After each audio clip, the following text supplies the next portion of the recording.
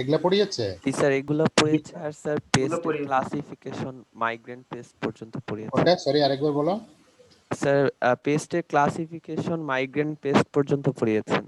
Migrant paste পর্যন্ত। আর আমি তো প্রথম ক্লাসে পেস্ট, আমি তো ক্লাসিফিকেশন একটা দিয়েছিলাম, ক্যাটাগরি দিয়েছিলাম আর টাইপস বোধহয় বলেছিলাম না? জি স্যার। ক্লাসে পেস্ট, পেস্ট ম্যানেজমেন্ট, ক্যাটাগরি এবং টাইপ বলেছি। তাহলে আজকে আমরা শুরু করি প্রিন্সিপালস অফ পেস্ট ম্যানেজমেন্ট, ঠিক আছে?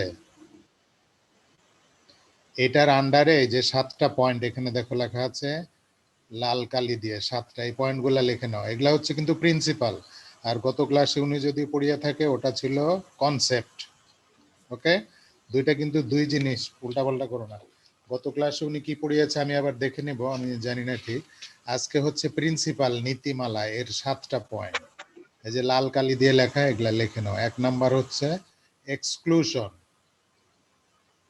2 নাম্বার বলা আছে ইরাডিকেশন,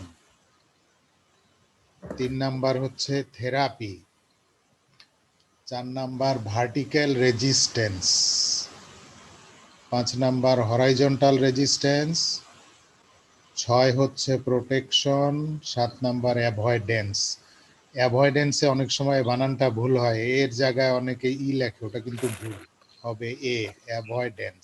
ওকে, তাইলে যদি পরীক্ষা আসে write down the principles of pest management, এই 7টা পয়েন্ট লিখে এর আন্ডারে 2-1 লাইন করে বলতে হবে, ঠিক আছে? প্রথম হচ্ছে exclusion, eradication, 3 number therapy, 4 number vertical resistance, 5 number horizontal resistance, 6 number protection, 7 number avoidance. প্রথমটার আন্ডারে আমরা যদি চলে আসি এক্সক্লুশন। এক্সক্লুশন মানেটা কি বলা আছে, আস্তে আস্তে স্লোলি আগাও বা 2-1 লাইন লেখেও নাও। যদি ডিসক্রাইব বা ডেসক্রিপশন সহকারে আসে তাহলে কিন্তু বর্ণনা লাগবে, আর যদি শুধু নামগুলো বলতে বলা হয় তাহলে খালি নামগুলো লিখবে, ঠিক আছে?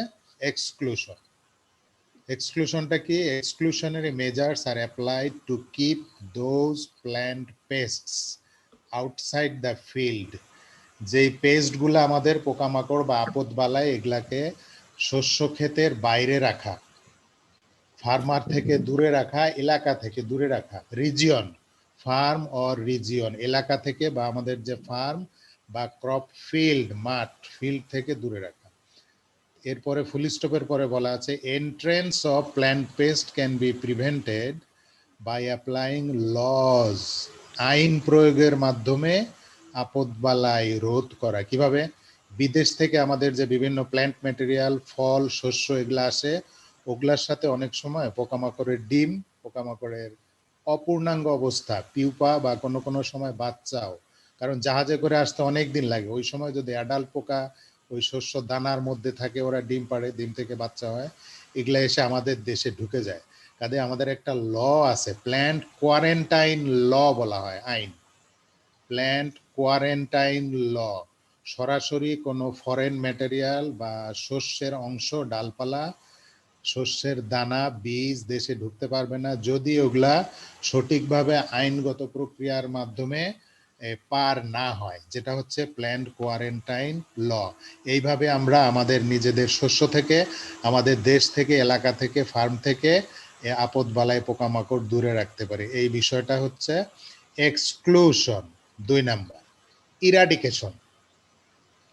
ইরাডিকেশন, ইরাডিকেশন মানে কি? Eradication means complete elimination, elimination মানে বাদ দেওয়া, দূরে রাখা, of a plant pathogen or pest that have already entered into the area. আগেরটা বলেছিলাম আমাদের এরিয়াতেই নাই, বাইরে বা অন্য দেশ থেকে আসছে, অন্য রিজিয়ন থেকে, অন্য ফার্ম থেকে। আর এটা বলা হচ্ছে আমাদের দেশে বা খেতে বা ফিল্ডে আছে, এখান থেকে কিভাবে দূর করা যায়।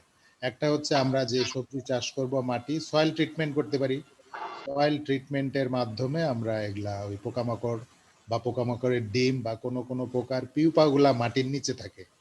কিভাবে? By applying chemical to destroy soil insects, spraying of insecticides. আরেকটা করতে পারি ক্রপ রোটেশন, প্রতি বছর একই জমিতে একই শস্যের আবাদ না করা। বারবার একই জমিতে ধান চাষ করলে ধানের যে পোকামাকড় বেড়ে যায়, এক বছর যদি ধান চাষ হয় পরের বছর পাট, আর পরের বছর অন্য ক্রপ সবজি, তাইলে হয় কি সব শস্যের পোকামাকড়ের ধরন এক না। যে সমস্ত পোকামাকড় ধান গাছে অ্যাটাক করে ওটা পাট গাছে যায় না, আবার যেগুলা পাট গাছে জুটে যায় ওটা সবজিতে যায় না। কাজে ঘুরিয়ে ফিরিয়ে ক্রপ রোটেশন যদি আমরা ফলো করি, এটা অ্যাগ্রোনমিতে পড়ানোর কথা রোটেশন, তাইলে একই জাতীয় পোকামাকড়ের প্রাদুর্ভাব বেশি হয় না, কমতে থাকে, বা ওদের পপুলেশন অত তাড়াতাড়ি বাড়ে না। লাস্টে আরেকটা দেওয়া আছে ইনসেক্ট স্টেরিলিটি টেকনিক। স্টেরিলিটি টেকনিকের মাধ্যমে যেগুলা পুরুষ পোকা ওদেরকে বন্ধাত্ম করে ফেলা হয় বাই অ্যাপ্লাইং রেডিয়েশন, এর ফলে ওদের ন্যাচারাল পপুলেশন বিল্ড আপ করে না, এবং আলটিমেটলি 2-1 বছরের মাঝে পোকামাকড়ের পপুলেশন, টোটাল পপুলেশনটা কমে যাবে। গত ক্লাসে যদি বলে থাকি economic threshold, economic injury level, ওই টোটাল পপুলেশনটা ওইটার নিচে থাকে। উপরে যে লাল কালি দেওয়া আছে chemical to destroy soil insects, মাটিতে যে সমস্ত ইনসেক্ট আছে মারার জন্য যে কেমিক্যাল প্রয়োগ করা হয়, নিচে 3টা নাম দেওয়া আছে এক্সাম্পল: পারমেথ্রিন, বাইফেনথিন, ফিপ্রোনিল। এই 3টা মানে এই 3টাই, আর অন্য কোনো কেমিক্যাল নাই সয়েল ইনসেক্ট ডিস্ট্রয় করার জন্য তা না, আরো অনেক আছে। আমরা 3টা একটা দিয়েছি যাতে তোমাদের মনে থাকে, পরীক্ষায় 2-1টা লিখতে পারো যে কিভাবে সয়েল ইনসেক্ট ডিস্ট্রয় করা হয় মাটিতে যারা বসবাস করে। এই যে 3টা নাম পারমেথ্রিন, বাইফেনথিন, ফিপ্রোনিল, এটা এই কারণেই দিয়েছি এই 3টার ব্যবহার সবচাইতে বেশি এবং বাজারে বেশি পরিমাণে অ্যাভেলেবল, খুব কমনলি পাওয়া যায়, দাম মোটামুটি রিজনেবল। পরেরটা আমাদের আসে থেরাপি।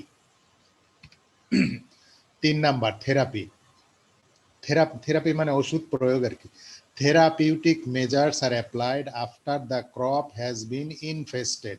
তাহলে আস্তে আস্তে আমরা আগাচ্ছি। 1 নাম্বার ছিল আমাদের ক্রপ ফিল্ডে, রিজিয়নে, দেশে নাই, বাইরে থেকে আসতেছে। 2 নাম্বারটা ক্রপ ফিল্ডে আছে, শস্যে তখনও আক্রমণ করে নাই, ইরাডিকেশন। 3 নাম্বার আমরা বলছি থেরাপি। থেরাপি হচ্ছে ক্রপ শস্য অলরেডি পোকামাকড়ের বা পতবালের দ্বারা আক্রান্ত, তখন আমরা ইনসেকটিসাইড প্রয়োগ করব। ইনসেকটিসাইডের বিভিন্ন ক্লাসিফিকেশন আছে, আমাদের এখানে লাল কালি দিয়ে একটা বলা আছে systemic insecticide. Anybody can help how systemic insecticide work, কিভাবে কাজ করে সিস্টেমিক, কে বলতে পারবা একজন? ইনসেক্টের সিস্টেম, হ্যাঁ,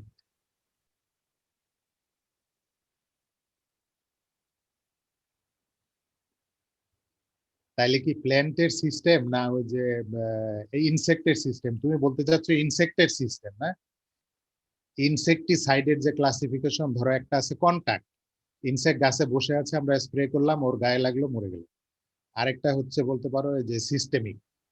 সিস্টেমিক হচ্ছে আসলে প্ল্যান্ট, টোটাল প্ল্যান্ট সিস্টেমটা বিষাক্ত হয়ে যায়, কাজে ওই গাছের যে কোনো অংশ ইনসেক্ট খাক না কেন এটা মারা যাবে। এই সিস্টেমটা মানে ভুল করবা না, সিস্টেমটা ইনসেক্টের না, ইনসেক্টের সিস্টেমে অ্যাটাক হবে পরে। আগে ওষুধটা প্ল্যান্টটাকে বিষাক্ত করে দিবে, প্ল্যান্ট বিষাক্ত করার পর ওই গাছের যে কোনো অংশ যে কোনো ইনসেক্ট খাক, তখন ইনসেক্টের সিস্টেমে ওটার ইফেক্ট প্রভাব পড়বে এবং ইনসেক্ট মারা যাবে। প্রাইমারি প্রবলেম বা প্রাইমারি আমাদের যে টার্গেট, গাছের টোটাল অংশটা বিষাক্ত করে দেওয়া যায়, এই জন্য সিস্টেমটা হচ্ছে প্ল্যান্টের। এটা মনে রাখবে, এটা একটু ভুল হয় প্রায় সবার। নিচে কয়েকটা ইনসেকটিসাইডের নাম দেওয়া আছে, বাজারে খুবই অ্যাভেলেবল, কেউ কেউ হয়তো নেড়েওছো বা দেখেওছো বা প্র্যাকটিক্যাল ক্লাসের সময় আমরা দেখাবো। একটা হচ্ছে অ্যাডমায়া, একটা হচ্ছে সাফারি, কৃষকরা খুবই ইউজ করে, আর একটা হচ্ছে অ্যাসিটামিপ্রিড। 3টাই হচ্ছে সিস্টেমিক। আমরা যে উপরে লাল কালি বলেছি সিস্টেমিক, এই 3টা যে এক্সাম্পল দেওয়া আছে 3টাই সিস্টেমিক। সিস্টেমিকের জিনিসটা আবার আমি রিপিট করতেছি, ইনসেকটিসাইড সিস্টেমিক যেগুলা প্রয়োগের ফলে প্ল্যান্ট সিস্টেম বিষাক্ত হয়ে যায়, পাতা, কাণ্ড, ফুল, ফল সব বিষাক্ত, এবং ওই বিষাক্ত অংশ যখন ইনসেক্ট খায় তখন ইনসেক্টের শরীরে বিষাক্ততা দেখা দেয় এবং আলটিমেটলি ওটা মারা যায়। আচ্ছা, কারো কোনো ধারণা আছে কিনা ইনসেকটিসাইড গাছে বা ক্রপে প্রয়োগ করা হয় কখন, দিনে বা রাত্রে, অথবা দিনের কোন অংশে? স্যার সন্ধ্যাবেলা করা হয়। সন্ধ্যাবেলা, কি জন্যে? স্যার সন্ধ্যাবেলা বা হয়তো সন্ধ্যার কিছুক্ষণ আগে, মানে বিকালে যখন রোদটা কম থাকে। কারণটা কি বলো, সকালে বা দুপুরে না কেন? স্যার রোদের কারণে ডেসিকেশন হইতে পারে, যার ফলে প্রচন্ড রোদে ওই ইনসেকটিসাইডের যে অ্যাকশনটা কমে যায়, সরাসরি আমাদের মানে যেটুক আউটপুট বা ফিডব্যাক পাওয়ার কথা ওই ফিডব্যাক পাবো না। প্রচন্ড রোদ প্রচন্ড বৃষ্টিতে দিলে ধুয়ে চলে যাবে, আর সকালে দিলে সকালে বেশিরভাগ মাঠে বা ফুলে ওই যে যেগুলো বেনিফিশিয়াল ইনসেক্ট, প্রিডিটর, প্যারাসাইট এবং মৌমাছি, এগুলা ফুলে পরাগায়নের জন্য ঘুরে ফিরে, কাজে ইনসেকটিসাইড প্রয়োগে ওগুলা মারা যেতে পারে।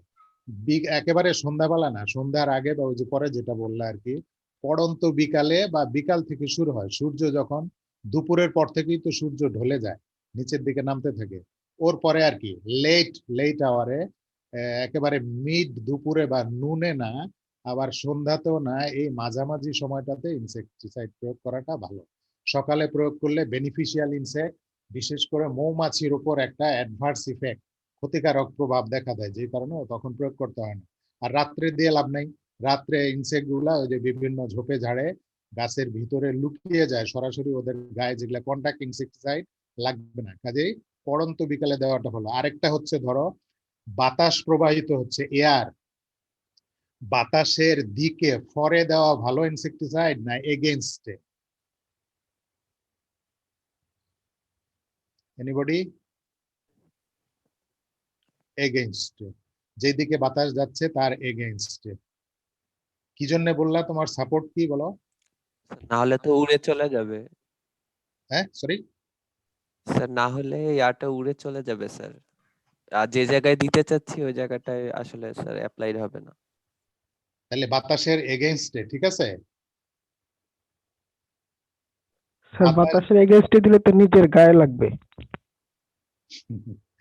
এক্স্যাক্টলি এটা আমি বলতে চাচ্ছি, বাতাসের এগেইনস্টে যদি দাও তাহলে ওই তো ওটা তো তোমার গায়ে লাগবে বা হাতে মুখে লেগে তোমার মানে বিপদের সম্ভাবনা বেশি। বাতাসের ফরে দিতে হবে, বাতাস যেই ডিরেকশনে যাচ্ছে, যেই দিকে বাতাস প্রবাহিত হচ্ছে ওই দিকে দিতে হবে, নট দি এগেইনস্ট, ফর। ঠিক আছে, মনে থাকবে প্রথমে যে বললা, এগেইনস্টে দিলে নিজের শরীরে পড়বে, হাতে মুখে লাগবে, গাছের দিকে যাবে না, উল্টা হয়ে যাবে। কাজে বাতাস যেই দিকে প্রবাহিত হচ্ছে ফরে, বাতাসের ফরে দিতে হবে ইনসেকটিসাইড, ঠিক আছে? পরে নেক্সট 4 নাম্বার, ভার্টিক্যাল রেজিস্ট্যান্স। এটা হচ্ছে গাছের বা নিজস্ব একটা শক্তি বা ক্ষমতা, ফ্রম দা নেচার থেকে প্রদত্ত একটা নিজস্ব ক্ষমতা। আমাদের শরীরেও রেজিস্ট্যান্স পাওয়ার আছে, একই এনভায়রনমেন্টে একই অর্গানিজম দ্বারা একই খাবার খেলে সবার কিন্তু একই রকম অসুস্থতা দেখা যায় না, কারণ ওই যে রেজিস্ট্যান্স পাওয়ার বিভিন্ন রকম। এই ভার্টিক্যাল রেজিস্ট্যান্স এখানে যেটা বলা আছে, নিচে দেখো একটা লাইন লেখা আছে, ভার্টিক্যাল রেজিস্ট্যান্স ইনহেরিটেড মোনোজেনিক্যালি। মোনো মানে মোনো,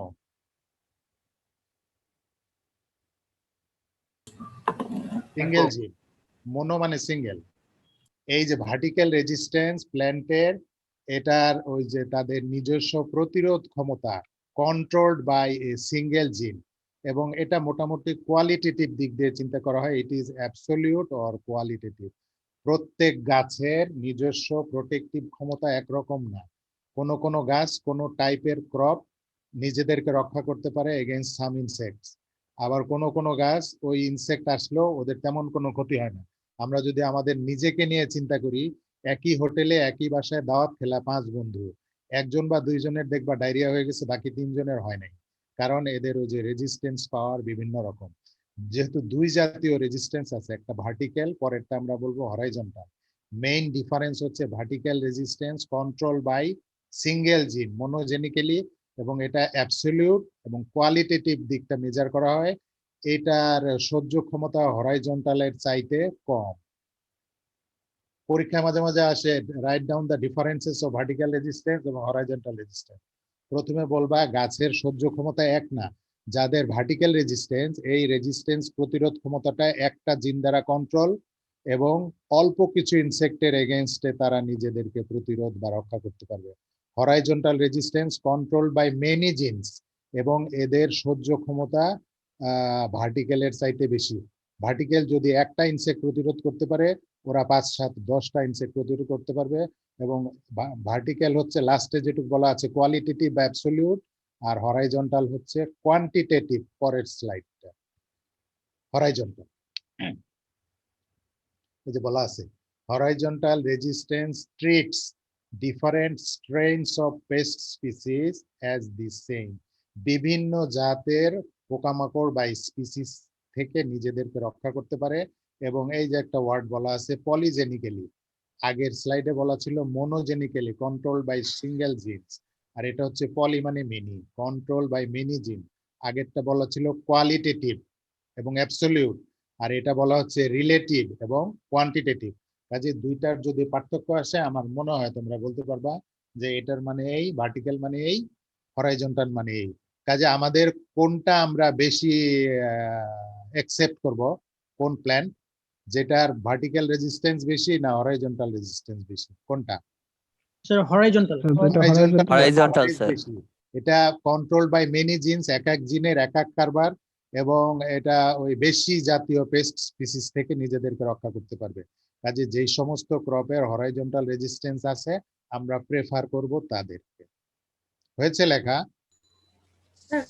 স্যার একটু আরেকবার বললে ভালো হয়। তুমি একটু আমাকে বলো, তারপর আমি বলতেছি কোনটা কোনটা বাদ। কোয়ালিটেটিভ আর কোয়ান্টিটেটিভ, কোনটা? কোয়ালিটেটিভ আর কোয়ান্টিটেটিভ বলতে কি বোঝানো হচ্ছে? কোয়ালিটেটিভ মানে কোয়ালিটি, একটা পেস্ট থেকে নিজেকে রক্ষা করতে পারবে এবং নিজের কোয়ালিটি রক্ষা করবে। কোয়ান্টিটেটিভ মোর দেন ওয়ান পেস্ট থেকে নিজেকে রক্ষা করতে পারবে এবং বেশি সংখ্যক ক্রপ ফিল্ডে স্ট্যান্ড করবে, থাকবে। ঠিক আছে?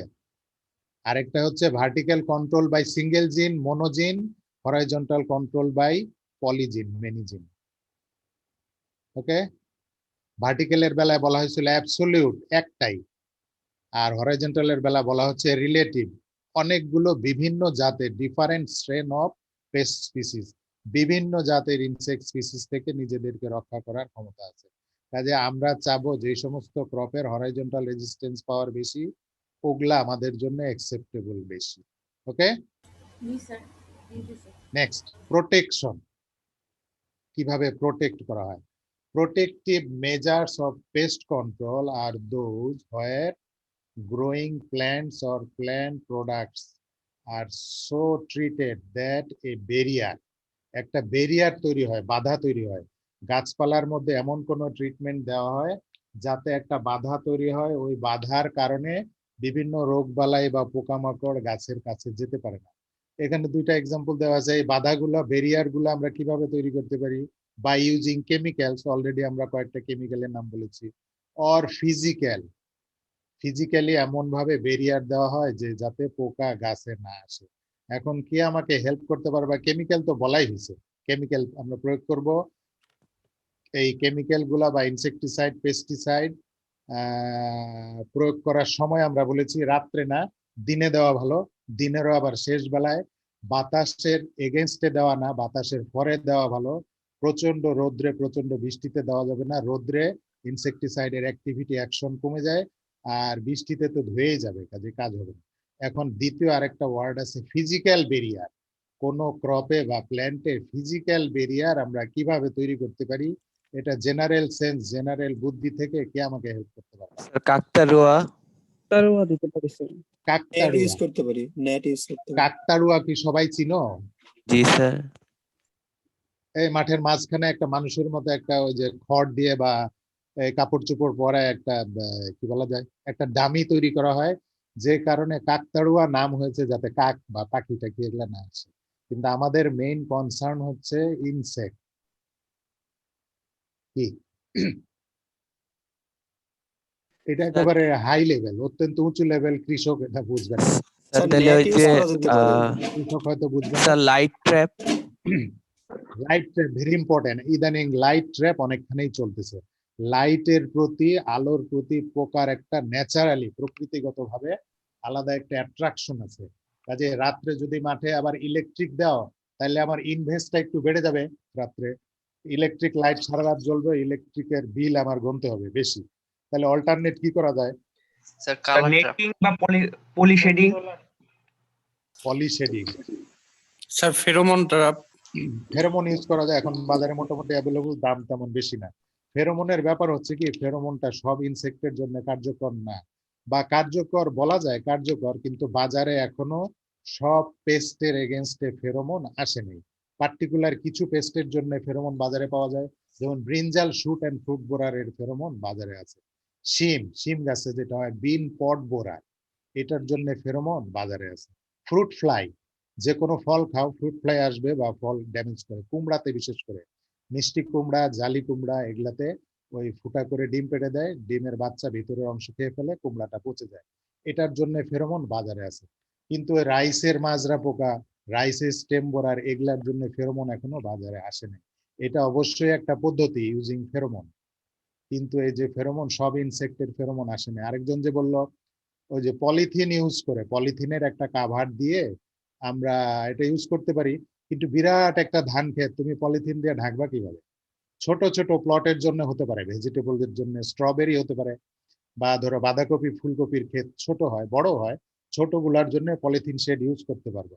আর একটা ডিসঅ্যাডভান্টেজ হচ্ছে পলিথিন দিয়ে ঢাকা থাকলে ওই এরিয়ার ভিতরে টেম্পারেচারটা খুব বেড়ে যায়, কাজে মাঝে মাঝে ওই যে পলিথিনের কাটা অংশ আছে, জানলা বা দরজা থাকে, এটা খুলে দিতে হয় যাতে বাইরের বাতাস চলাচল করে, ফ্লোটা থাকে, নাইলে ভিতর অত্যন্ত গরম। আমাদের জার্মপ্লাজম সেন্টারে গিয়েছ রহিম স্যারের? জি স্যার। ওইখানে পলি শেড 2-3টা আছে গাজরের জন্য, রসুনের জন্য, ওইটার যদি ভিতরে ঢুকো দেখবা মানে খালি গায়ে ঢুকলেও কি অবস্থা, 5 মিনিট থাকলে একদম ঘামে গা হাত পা গরম হয়ে যায়, অত্যন্ত গরম, কারণ বাতাসের ফ্লো নাই। গাছপালার জন্য এটা আবার অতটা ভালো না, কাজে দিনের নির্দিষ্ট সময় পর পর ওই জানলা দরজা খুলে বাতাস অ্যারেশন দিতে হয়।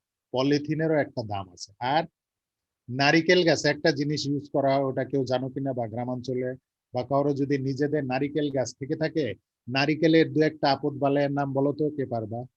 নারিকেল, coconut, coconut beetle, sorry coconut weevil আছে, coconut weevil, rhinoceros beetle. Rhinoceros beetle একটা আছে, রাইনোসেরাস বিটেল আছে, কিন্তু আমি যেটা বলতে চাচ্ছি ওই যে কোকোনাট গাছে আরেকটা বড় প্রবলেম হচ্ছে ইঁদুর। ইঁদুর ওই ডাব গাছ বেয়ে বেয়ে উঠে উপরে যে ওই ডাবটা করে পানি খেয়ে ফেলে, এবং ওটা থেকে আর নারিকেল হয় না। ইঁদুরের জন্য নারিকেল গাছের গোড়ার দিকে একটা ওই যে নারিকেল গাছটার সারাউন্ডিংসে গোল করে একটা টিনের পাত, মেটালিক একটা টিনের পাত দিয়ে দেওয়া হয় বেরিয়ার, কারণ ইঁদুর নারিকেল গাছ বেয়ে বেয়ে উঠতে পারে যেহেতু গাছটা একটু খড়খড়া, কিন্তু টিনের পাত দিয়ে গাছ বাইতে গেলে ও পিছলায় পড়ে যায়, উপরে উঠে না।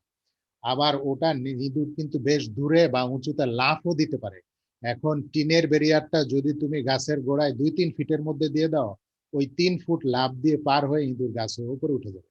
কাজে 5-7 ফিট বা 10 ফিট উপরে নারিকেল গাছের নিচের দিকে একটা টিনের পাত মেটালিক মুড়িয়ে দেওয়া হয় গাছের চারদিকে।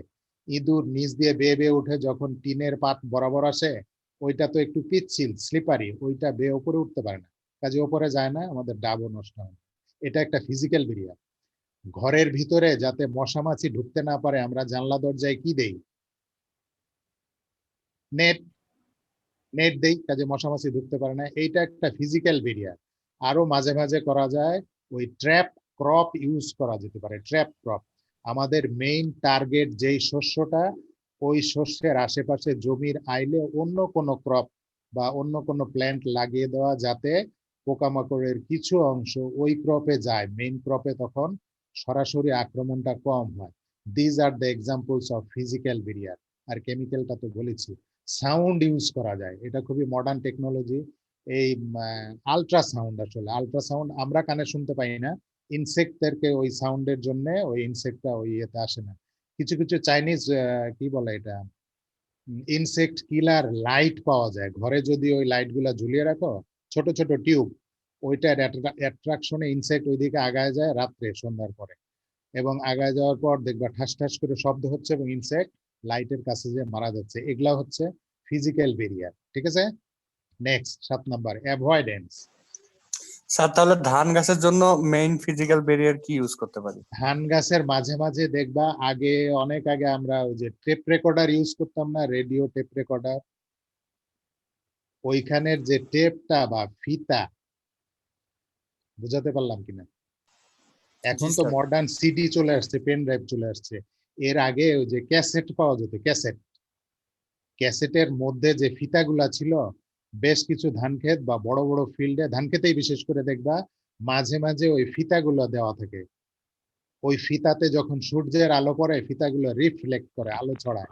ওই আলো ছড়ানোর কারণে যখন ঝিলিক দেয় অনেক পোকামাকড় ওইখানে আসে না। এটা একটা ফিজিক্যাল দূরে চলে যায়। ঠিক আছে। আরেকটা হচ্ছে ধান ক্ষেতের মাঝে মাঝে দেখবা বিভিন্ন গাছের ডালপালা পুঁতে রাখা হয়, কি জন্য? পার্চিং। ভেরি গুড, মেটা বলছে পার্চিং। পার্চিং হচ্ছে পাখি এসে, পাখি তো ধান গাছে বসলে গাছটা নেতায় যাবে, পড়ে যাবে, ওই কাঠিতে বা ডালের মধ্যে বসলে ও ঠিক মতো বসে থাকতে পারে, এবং ও ওখানে বসে থেকে বিভিন্ন পোকামাকড় ও টার্গেট করে কোথায় পোকা আছে, পোকাগুলা খায়। Perching very useful, important method, modern technology, এবং ধান ক্ষেতের জন্য এটা খুব কার্যকর। তাহলে দুইটা বললাম, একটা পার্চিং, ডালপালা পুঁতে রাখা যাতে পাখি বসে এবং ওরা প্রিডেশিয়াস পোকামাকড় খাবে। আরেকটা হচ্ছে ওই যে আগে যে আমরা ক্যাসেট ইউজ করতাম গান বাজনার জন্য, ওর ফিতাগুলা মাঠের মধ্যে এ প্রান্ত থেকে ও প্রান্তে টেনে রাখলে, ঝুলিয়ে রাখলে, ওটাতে যখন সূর্যের আলো পড়ে বাতাসে ওই ফিতাগুলা নড়ে, নড়লে পরে আলোর ঝিলিক দেখা গেলে পোকামাকড় ভয়ে আর আসে। এটা আরেকটা ফিজিক্যাল ব্যারিয়ার, ধান ক্ষেতের জন্য ইউজফুল। তাহলে 7 নাম্বার আমাদের হচ্ছে অ্যাভয়েডেন্স। কিভাবে আমরা অ্যাভয়েড করব? Knowledge of insect life history. ইনসেক্টের যে লাইফ হিস্ট্রি বা কোন সিজনে কোন ইনসেক্টের পপুলেশন বিল্ড আপ করবে বেশি, এটা যদি আমরা আগের থেকে জানতে পারি। বা আরেকটা পদ্ধতি আছে ইনসেক্ট ফরকাস্টিং মেথড। এখন ওই যে আবহাওয়ার ফরকাস্ট করে না, কোন দিন বৃষ্টি হবে, কোন দিন ঠান্ডা, কোন দিন রোদ, আগের থেকে বলা যায়, 1 সপ্তাহ আগে, 1 মাস আগে, 6 মাস আগে। কিভাবে এগুলো আমরা বুঝতে পারি? কিভাবে? স্যাটেলাইটের মাধ্যমে। ইনসেক্টেরও পদ্ধতি আছে, insect forecasting system. Forecasting, forecast করা, আগাম বলে দেওয়া যে অমুক মাসে অমুক ইনসেক্টের প্রাদুর্ভাব বেশি হবে। এগুলা যদি আমরা আগে ভাগে জানতে পারি, কৃষকদেরকে বা বড় বড় ফার্মারদেরকে বা সরকারকে আমরা জানিয়ে দিতে পারি, কৃষি অফিসার জানলো, তারা তখন কৃষকদেরকে জানাবে অমুক মাসে যে অমুক ক্রপ করবা ওই সময় এই পোকার আক্রমণটা বেশি হতে পারে। আগের থেকে সাবধান হয়ে গেলে আমাদের ম্যানেজমেন্ট পদ্ধতিটা ইজি হবে। অথবা আমরা যদি কিছু ক্রপ এদিক ওদিক সময় চাষ করি, ওই যে নিচে লাল কালি দিয়ে লেখা early planting of cotton, cotton যখন আমাদের লাগানোর কথা কিছুটা আগে লাগালাম, অথবা আগাম জাত ইউজ করলাম যেটা অল্প সময় ম্যাচুর হয়ে যাবে, আমরা হারভেস্ট করতে পারবো। Early planting of cotton can avoid the damage of pink bollworm. কটনের একটা প্রধান মারাত্মক ক্ষতিকারক পোকা হচ্ছে পিঙ্ক বলওয়ার্ম। কটনের যেই সমস্ত জাত আগাম একটু আগে ভাগে লাগালাম, অল্প সময়ে ক্রপটা ম্যাচুর হয়ে হারভেস্টের উপযোগী হবে, যদি আগাম জাতটা আমরা ইউজ করি, পিঙ্ক বলওয়ার্মের হাত থেকে আমরা গাছকে রক্ষা করতে পারবো। দ্বিতীয় আরেকটা এক্সাম্পল দেওয়া আছে sugar cane. If sugar cane is harvested before mid February, sugar cane harvest যদি ফেব্রুয়ারির মাঝামাঝি সময়ের আগে করা যায়, তাইলে we can avoid the damage of shoot borer. Shoot borer হচ্ছে আখের ইক্ষু, সুগার কেনের একটা প্রধান শত্রু।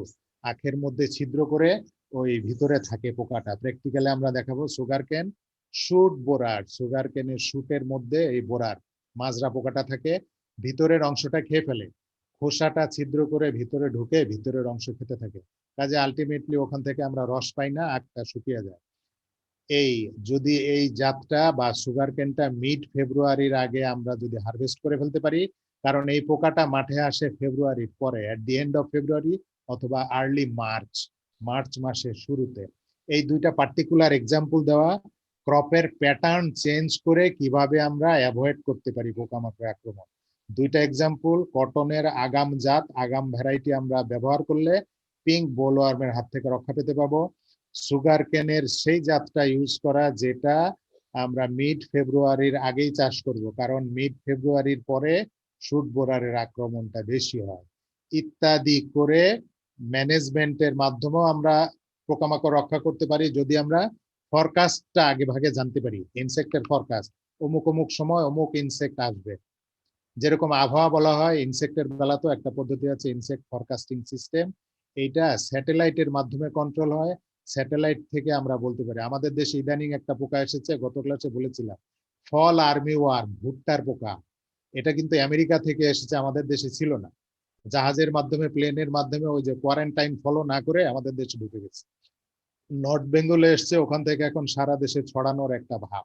কিন্তু আমেরিকা থেকে ইন্ডিয়া থেকে আগে ফরকাস্ট করা হয়েছিল এটা ইন্ডিয়া পার হয়ে বাংলাদেশে ঢুকবে। আমরা অতটা এটা কেয়ারফুল হই নাই, অতটা যত্নবান না হওয়াতে কোয়ারেন্টাইন বর্ডার পার হয়ে চলে এসেছে। তো ফরকাস্টিং সিস্টেমটা কিন্তু এই প্রকার জন্য আগে ভাগে আমাদের ছিল। তাহলে আজকে যেটা পড়লাম 7টা point, these are the principles of insect pest management. আর আগে তোফাজ্জল যদি ওই কনসেপ্ট পড়িয়ে থাকে তাহলে ওইটা আলাদা জিনিস, কনসেপ্ট আলাদা, প্রিন্সিপাল আলাদা। আর প্রথম ক্লাসে আমরা বলেছিলাম পেস্টের কাকে বলে, পেস্ট ম্যানেজমেন্ট কাকে বলে, এবং পেস্টের বিভিন্ন ক্যাটাগরি এবং পেস্টের বিভিন্ন টাইপ, দুই জিনিস কিন্তু, একটা টাইপ একটা ক্যাটাগরি। ঠিক আছে, এটুক থাক আজকে। Very important for the exam, principles of insect pest management. G sir থাকে। নাম দিলে নাম বলবা। আর পরীক্ষায় যে আরেকটা ছোটখাটো শর্ট নোট হিসাবে আসে ভার্টিক্যাল রেজিস্ট্যান্স এবং হরাইজন্টাল রেজিস্ট্যান্সের ডিফারেন্সিয়েশন, পার্থক্য কি। ওকে, ঠিক আছে। স্যার ভুট্টার পোকাটার নাম কি বললেন? নতুন আসছে যে স্যার, নতুন পোকাটা যে আসছে আমেরিকা থেকে, নামটা আরেকবার বল। Fall army worm, fall FALL, fall army ARMY, army worm WORM, ভুট্টার পোকা, ঠিক আছে, ভুট্টা গাছের পোকা। আর্মি ওয়ার্ম বলা হয় কি জন্য? কারণ আর্মিরা কিন্তু একা একা মুভ করে কম, একের অধিক ওরা একসাথে গ্রুপে ব্যাটালিয়ন মুভ করে। এই ফল আর্মি ওয়ার্মের মুভমেন্ট হচ্ছে গ্রুপ, একসাথে মাস পপুলেশন মুভ করে এবং পথে ঘাটে যত ক্রপ পড়ে সব খেয়ে সাফ করে দেয়। Very serious, dangerous fall army worm, ভুট্টা গাছে সিরিয়াস পোকা। আর ভুট্টা আমাদের দেশে নতুন crop, very important crop for poultry feed, for cattle feed, গবাদি পশু মুরগির খাবার ভুট্টা থেকে তৈরি হয়। আমরা যে প্যাকেটের আটা খাই, ওই আটাতে শুধু গম থাকে তা না, ওর মধ্যে কিন্তু ওই যে ভুট্টাও মিশিয়ে দেওয়া হয়। আর ভুট্টাতে সুগারের পরিমাণ হাই, এনার্জি বেশি পাওয়া যায়, কিন্তু ওই যে ডায়াবেটিসের প্রবলেম হয় প্যাকেটের আটা। ঠিক আছে, ফল আর্মি ওয়ার্ম ওই জন্য নাম হয়েছে, একসাথে মুভ করে আর আর্মিদের মতো। আর ভুট্টার এটা একটা মেজর পেস্ট। ঠিক আছে, ওকে।